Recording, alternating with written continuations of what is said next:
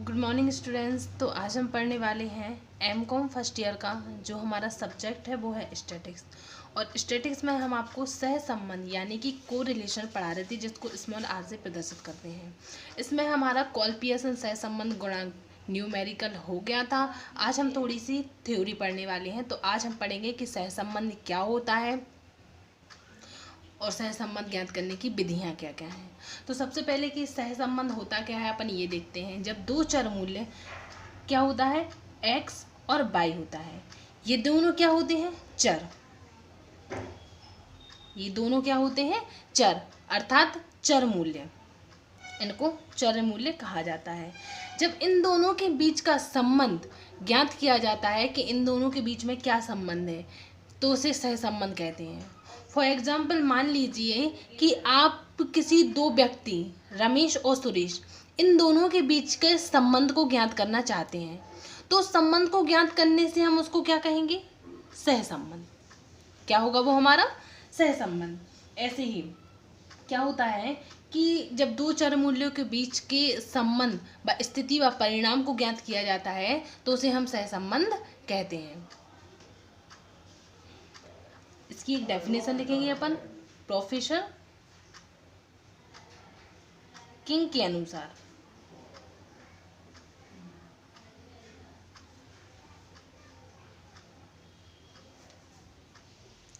Professor king के अनुसार दो श्रेणियों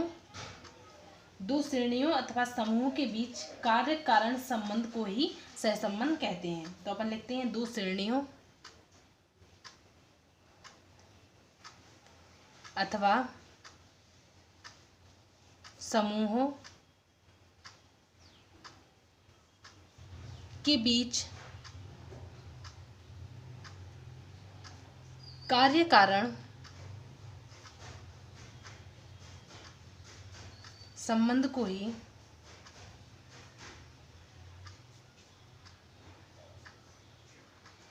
सह संबंध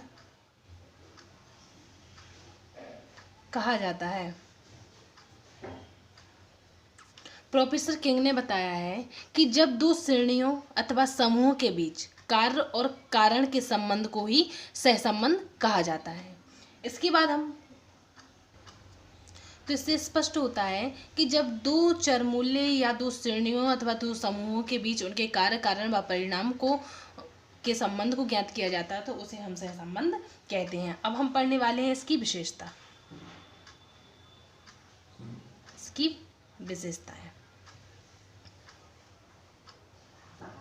पहला है इसमें सह संबंध दो या अधिक चरों के बीच पारस्परिक संबंधों की दशा बतलाता है।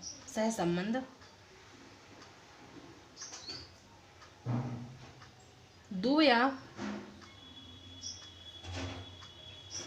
अधिक चरों के बीच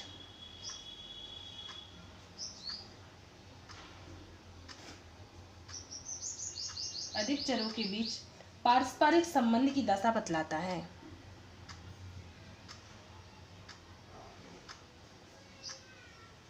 संबंध की दशा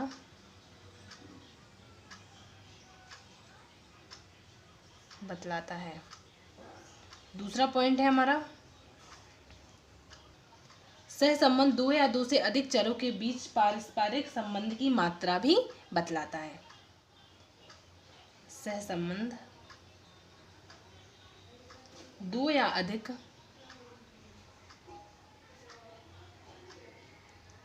चरों के बीच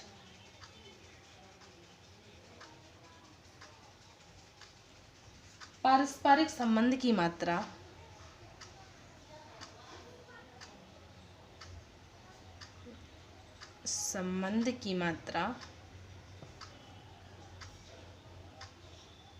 भी बतलाता है। नेक्स्ट है हमारा सह संबंध दो या अधिक चरों के बीच कारण व परिणाम संबंध को भी बताता है। सह संबंध दो या अधिक चरों के बीच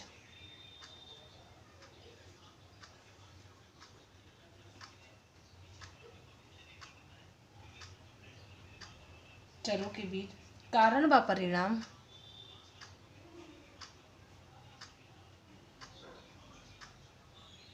संबंध को बताता है।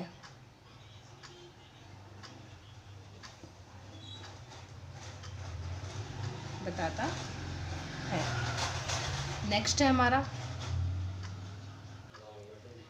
सहसंबंध एक सांख्यिकी तकनीक है जिसका प्रयोग दो या अधिक चरों के बीच में पाए जाने वाले संबंधों को मापने के लिए प्रयोग किया जाता है।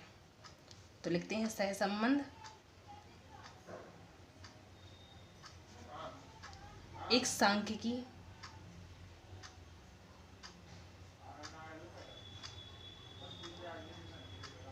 सांख्यिकी तकनीक है जिसका प्रयोग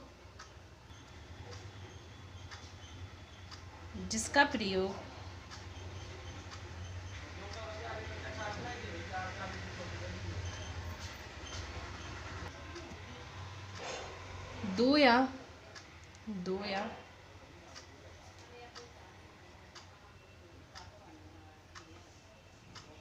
अधिक चरों के बीच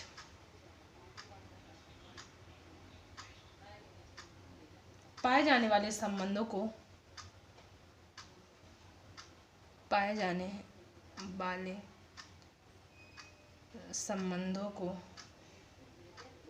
मापने के लिए किया जाता है।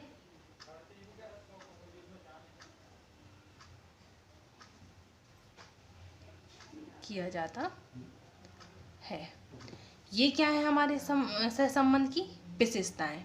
हम एक बार और पढ़ेंगे विशेषताएं। सबसे पहली अपनी जो विशेषता है वो है सहसंबंध दो या दो के चर मूल्यों में पारस्परिक संबंधों की दशा को बतलाता है।